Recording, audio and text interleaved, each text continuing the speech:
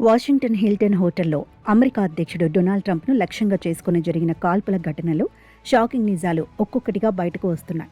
ఒకవైపు తూటాలు పేలుతుంటే భద్రతా దళాలు ప్రాణాలకు తెగించి అధ్యక్షుణ్ణి కాపాడుతుంటే, అదే హాల్లోని మరికొందరు చేసిన పనులు ఇప్పుడు ప్రపంచాన్ని విస్మయానికి గురిచేస్తున్నాయి. మరీ ముఖ్యంగా ప్రెస్ సెక్రటరీ కరోలిన్ లీవిట్ చేసిన వ్యాఖ్యలు, ఆ తర్వాత అక్కడ కొందరు జర్నలిస్టులు ప్రవర్తించిన తీరు ఇప్పుడు పెను వివాదానికి దారితీసింది.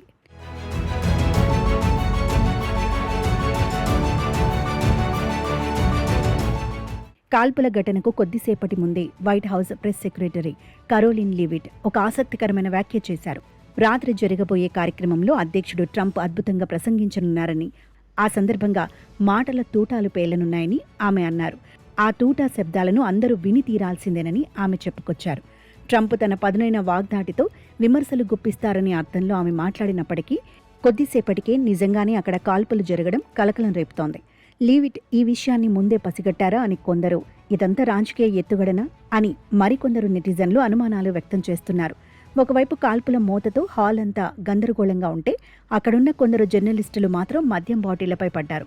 ఖరీదైన వైన్, షాంపెయిన్ బాటిళ్లతో సెల్ఫీలు దిగటం, మరికొందరు మహిళా జర్నలిస్టులు ఏకంగా బాటిళ్లను చెరో చంకలో పెట్టుకుని వెంట తీసుకెళ్లడం కెమెరాకు చిక్కాయి. ఈ వీడియోలు ఇప్పుడు సోషల్ మీడియాలో వైరల్ అవుతున్నాయి. వృత్తి ధర్మాన్ని మరచి అత్యవసర పరిస్థితుల్లో ఇలా బాటిళ్ల కోసం ఎగపడటంపై నెటిజన్లు తీవ్ర స్థాయిలో మండిపడుతున్నారు.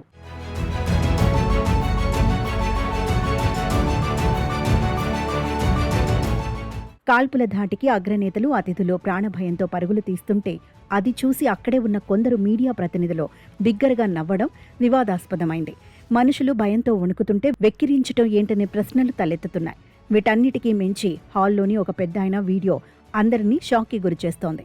అంత గందరగోళంలోనూ ఆయన తన సీటులోనే నింపాదిగా కూర్చొని హాయిగా మద్యం సేవిస్తూ స్టఫ్ తింటూ కనిపించారు. చుట్టూ ఏం జరుగుతున్నా ఆయనలో ఎలాంటి చలనం లేకపోవడం గమనార్హం. వైట్ హౌస్ కరెస్పాండెంట్స్ డిన్నర్ అంటే ఎంతో ప్రతిష్టాత్మకమైన వేడుక. కానీ ఆ రాత్రి జరిగిన కాల్పులు, ఆ తర్వాతి పరిణామాలు ఆ వేడుక గౌరవాన్ని మంట కలిపాయి. కరోలిన్ లీవిట్ వ్యాఖ్యల వెనుక ఉన్న నిగూఢ అర్థం ఏంటి? జర్నలిస్టుల బాధ్యతారాహిత్యంపై చర్యలు ఉంటాయా? అసలు ఆ పెద్ద ఆయన అంత ధీమాగా ఎలా ఉండగలిగారు? ఇవన్నీ ఇప్పుడు మిస్టరీగా మారాయి.